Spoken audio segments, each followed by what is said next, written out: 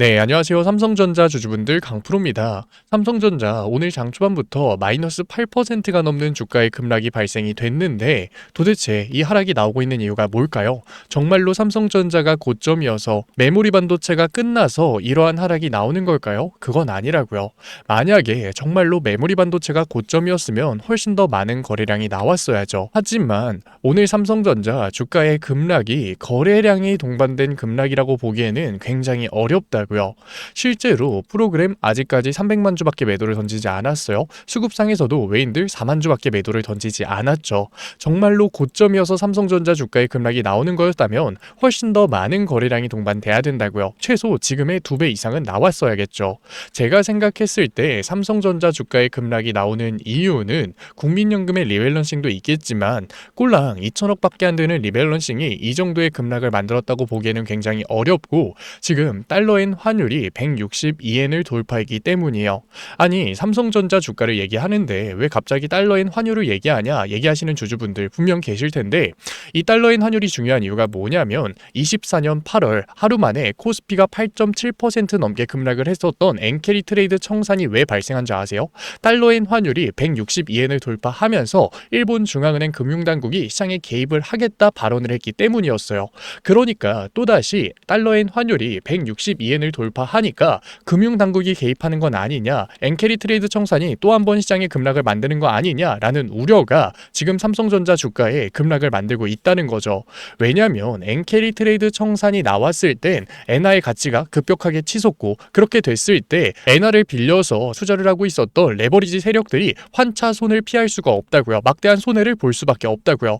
그러니까 미리 매도를 던지면서 비중을 줄여가고 있다는 거죠. 그러니까 최근 강한 상승을 보여줬었던 메모리 반도체 기업들에서 차익 실현이 나오면서 주가의 급락이 나오고 있는 거죠. 만약에 정말로 AI가 끝난 거였다면 어제 미국 시장이 이러한 움직임은 보여주면 안 됐다고요. 어떻게 소프트웨어 기업들의 주가가 급등을 하면서 AI가 끝났다고 얘기를 할 수 있냐고요. AI가 정말로 끝난 거였으면 소프트웨어 기업들의 주가가 가장 크게 빠졌어야 되고 반도체 기업들의 주가만 급락하는 이러한 모습은 나오면 안 됐었죠. 그러니까 지금 나오고 있는 급락에 우리가 겁을 먹고서 매도를 던질 때는 아니라는 거예요. 왜? 삼성전자 거시적인 관점에서 주가의 급락이 발생됐을 땐 항상 위기가 아니라 기회였다고요. 믿지 못하시는 주주분들 계실 것 같아서 제가 항상 작년 미정부 셧다운을 기억하라고 얘기 드렸잖아요.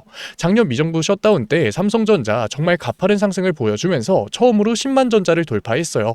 그런데 미정부 셧다운이 생각보다 장기화되면서 일시적 유동성 경색이 발생이 됐고 시장의 유동성이 줄어들었다는 건 당연히 증시의 하락이 나올 수밖에 없었죠. 그 영향으로 가파른 상승을 보여주고 있었던 삼성전자가 고점 대비 20%가 넘는 조정이 나왔어요. 그러니까 대부분의 주주분들이 여기서 뭘 했을까요? 매수를 했을까요? 아니요. 삼성전자 끝났다. 이제는 고점이다. 매도를 했다고요. 그런데 우리는 이미 알고 있잖아요. 삼성전자 저때가 고점이었나요?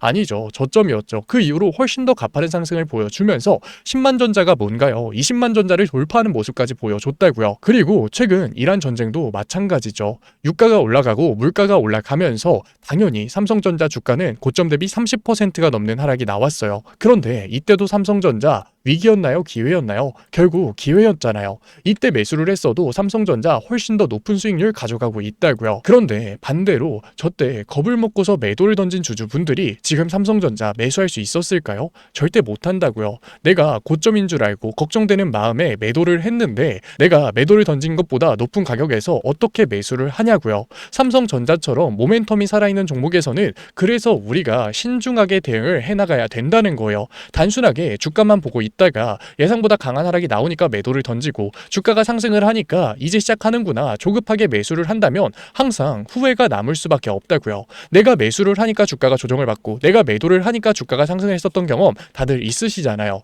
그리고 제 종목 분석 영상을 시청하신 주주분들은 분명 아시겠지만 저는 삼성전자 38만원 신고가를 달성했을 때 조급하게 매수를 하라고 하지 않았어요. 오히려 지금은 리스크를 낮추기 위해서 비중을 조절해야 되는 구간이다 얘기를 드렸죠.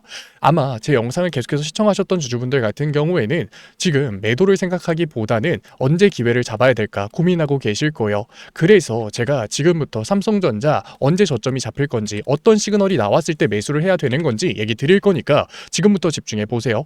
일단 주가의 강한 변동성이 나왔을 땐 조급하게 매도 버튼을 누르는 게 아니라 이 움직임이 거래량이 동반된 움직임인지 확인해야 돼요.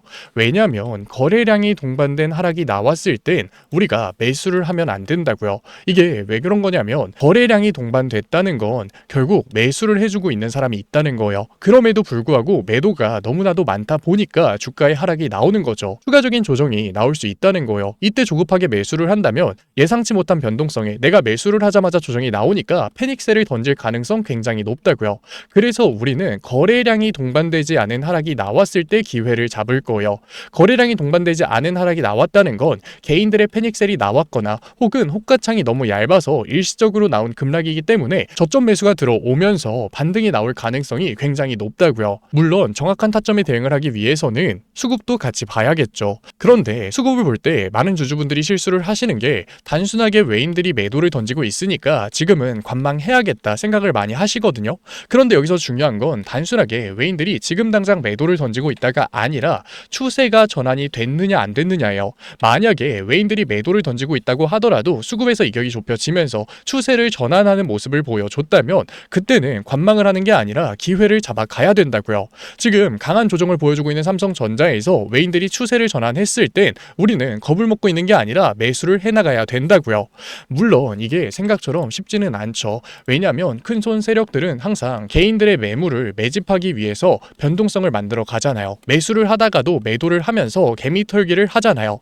그래서 우리가 프로그램을 보는 거예요. 프로그램에서는 실시간으로 수급에서 이격을 좁혀주는지 이격을 넓히는지 확인할 수 있잖아요. 큰손 세력들의 가짜 움직임을 구분할 수 있다고요.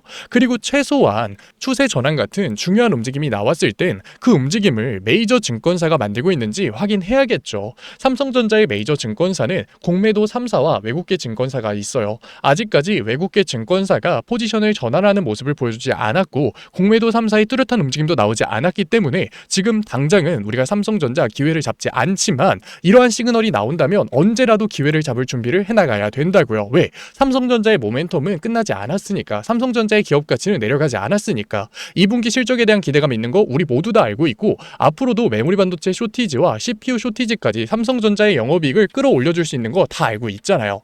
물론 현실적으로 지금 강한 변동성을 보여주고 있는 삼성전자에서 이러한 타점에 대응을 하는 게 신호를 잡아가는 게 쉽지 않다는 거 저도 알고 있어요. 하지만 굉장히 중요하다고요. 지금 이 구간을 어떻게 이용하느냐에 따라서 앞으로 삼성전자의 수익률이 하늘과 땅 차이가 날 거라고요. 그래서 제가 삼성전자 같은 경우에는 오늘 시장만큼이라도 어디서 매수를 할 건지 정확한 원단위의 타점 도와드릴 거니까 이해하기 어려우셨던 주주분들도 혼자서 너무 걱정하지 마시고 위에 제 연락처 남겨놨으니까 010-8037-9663 제가 알아볼 수 있게끔 삼성이라고 문자 남겨주세요. 문자 남겨놓으신 주주분들에 한해서 어디서 매수를 할 건지, 삼성전자 매도를 한다면 어디서 매도를 할 건지 원단위의 타점 실시간으로 잡아드릴게요.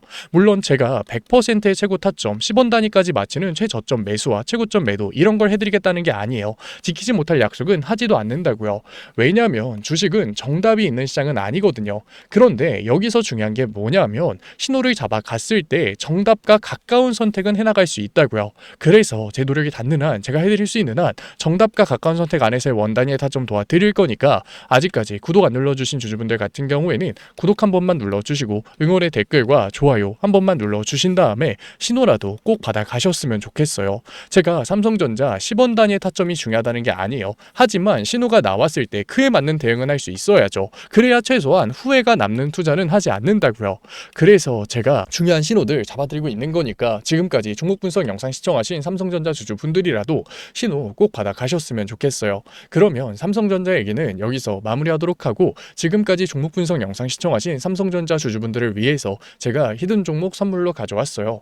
최근 삼성전자뿐만 아니라 반도체 종목들의 변동성이 너무나도 커졌죠. 그렇다 보니까 반도체 섹터에서 기회를 잡기 선뜻 망설여지시는 주주분들 분명히 계실 거예요.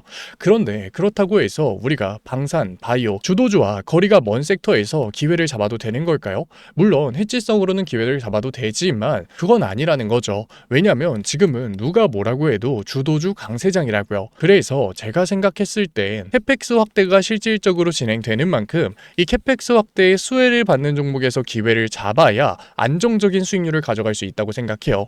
왜냐하면 이 캐펙스 확대의 수혜를 받는 종목은 반도체 종목보다 상대적으로 약한 상승을 보여줬기 때문에 상방은 열려있는 상태예요. 반면에 윗구간 매물대는 없기 때문에 변동성은 적은 상태죠. 이게 강한 상승을 보여준다고 하더라도 변동폭이 클 때는 이 상승을 가져가기가 굉장히 어려워요. 하루하루 휘둘리니까. 그래서 제가 안정적으로 끌고 갈 수 있는 캐펙스 확대의 수혜를 받는 스마트 팩토리 핵심 기업 히든 종목으로 가져왔으니까 지금까지 종목 분석 영상 시청하신 삼성전자 주주분들 같은 경우에는 뒤 영상에서 히든 종목명이라도 확인해 보세요. 그러면 제가 가지고 온 히든 종목이 뭐냐면 현대차가 아틀라스를 단순히 연구소에 묶어두는 게 아니라 이제는 3만 대 넘게 양산을 진행하겠다고 한 거예요.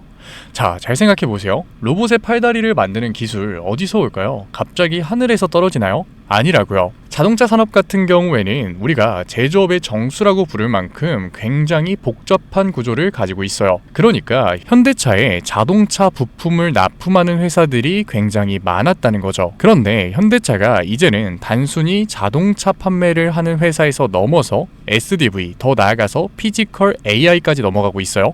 그런데 지금까지 현대차 자동차에 부품을 납품했던 회사들이 그대로 망할까요? 그게 아니라는 거죠. 현대차가 먼저 로봇 섹터로의 체질 개선을 성공시켰기 때문에 이제는 현대차 자동차에 부품을 납품하고 있었던 회사들이 로봇 섹터로 체질 개선을 성공시키면서 시장에 관심을 받을 수밖에 없는 거예요. 현대차에 부품을 공급하고 있었던 회사들이 사양 산업이 되는 게 아니라 오히려 로봇 섹터로 엮이면서 시장에 관심을 받을 수밖에 없는 거죠. HL 만도 같은 경우에는 자율주행 센서 기술력을 가지면서 관심을 받았고 현대오토에버 같은 경우에는 로봇 OS에 관심을 받으면서 주가의 상승이 만들어졌어요. 그런데 현대차가 지금 아틀라스, 피지컬 AI로 하고 싶은 산업이 결국 뭔가요? 바로 스마트 팩토리죠. 스마트 팩토리 같은 경우에는 업무 효율성을 늘리기 위해서 배터리 성능이 압도적으로 좋아야 돼요. 그러니까 다음에는 자동차 부품 중에서도 BMS, 전력 제어 기술을 가지고 있는 기업이 관심을 받을 수밖에 없는 거죠. 제가 가지고 온 종목 같은 경우에는 이미 외인들과 기관, 주포 세력들의 매집이 끝난 종목이고 언제 폭등이 나와도 이상하지 않은 종목이라는 거예요. 그런데 단순한 자동차 기업이었을 때는 당연히 폭등이 나오더라도 10%, 20% 정말 소폭의 상승에서 그쳤겠죠. 하지만 이제 현대차 관련 종목들은 단순한 자동차 부품주가 아니라 로봇 부품주라는 거예요. 로봇 섹터에 엮여서 올라갈 수밖에 없다. 성장주의 밸류에이션을 받으면서 정말로 강한 상승률을 보여줄 종목이라는 거죠. 로봇 섹터 같은 경우에는 시장에 관심을 받게 됐을 때 지금까지 100%, 200% 정말 우수한 상승률을 보여줬어요. 아직 늦지 않았지만 지금 기회 놓치면 정말로 마지막일 수 있다. 그래서 현대차 관련 로봇 히든주 받고 싶으신 구독자분들 같은 경우에는 제가 위에 개인 번호 띄워드릴게요. 010-8037-9663 제가 알아볼 수 있게끔 현대 히든이라고 문자 남겨주세요. 문자 남겨주신 구독자분들에 한해서 제가 현대차에 BMS, 전력 제어 장비를 납품하고 있고 로봇 부품 회사로 체질 개선이 이뤄지고 있는 현대차 관련 로봇 히든주 보내드리도록 할게요. 구독자분들 한해서 보내드리고 있는 거니까 아직까지 좋아요 안 눌러주신 구독자분들 같은 경우에는 좋아요 한 번만 눌러주시고 구독 안 눌러주신 주주분들 같은 경우에는 구독 한 번만 눌러주시면 정말로 감사드리는 마음에 제가 한 분 한 분 확인해서 히든주 보내드리고 있는 거니까 꼭 받아가셨으면 좋겠습니다. 분명 로봇 섹터 이제는 끝났다 라고 생각하고 계시는 주주분들 분명 계실 거예요. 하지만 현대차의 산업 구조를 잘 생각해 보자고요. 현대차 같은 경우에는 전통적으로 자동차를 만들고 있었던 제조업 회사예요. 그런데 그 제조업 회사에서 로봇 섹터로의 체질 개선이 나왔다. 테슬라 같은 경우에는 테슬라를 사용하고 있었던 사용자가 데이터를 쌓아주면서 성공을 한 케이스죠. 그런데 현대차 같은 경우에는 사용자가 아니라 직접 데이터를 쌓아 나가면 되는 회사라고요. 그리고 데이터를 쌓아 나가는 게 손해냐? 그것도 아니에요. 인건비가 압도적으로 줄어들기 때문에 오히려 영업이익이 증가하는 효과까지 만들어지죠. 그러니까 현대차가 다시 한 번 더 로봇 섹터의 패러다임을 바꿀 시기라고요. 그렇기 때문에 로봇 섹터가 끝났다? 아니요. 로봇 섹터는 현대차가 아틀라스의 양산을 발표했을 때부터 2페이지가 시작된 거라고요. 그렇기 때문에 우리가 여기서 로봇 섹터가 끝났다 라고 매도를 하는 게 아니라 아니라 남들이 외면을 할 때 우리는 오히려 기회를 잡아 가야 된다라는 거예요. 그래서 제가 현대차 관련 로봇 히든주 열심히 찾아서 가져온 거니까 지금까지 종목 분석 영상 시청하신 구독자분들 같은 경우에는 010-8037-9663 위에 제 개인 번호로 제가 알아볼 수 있게끔 현대 히든이라고 문자 남겨주세요. 문자 남겨놓으신 구독자분들에 한해서 제가 히든 종목 보내드리도록 할게요. 지금까지 종목 분석 영상 시청해주신 우리 구독자분들 정말로 멋지시고 지금까지 종목 분석 영상으로 찾아뵌 증권맨 강프로였습니다. 감사합니다. 다음 종목 분석 영상에서 뵐게요.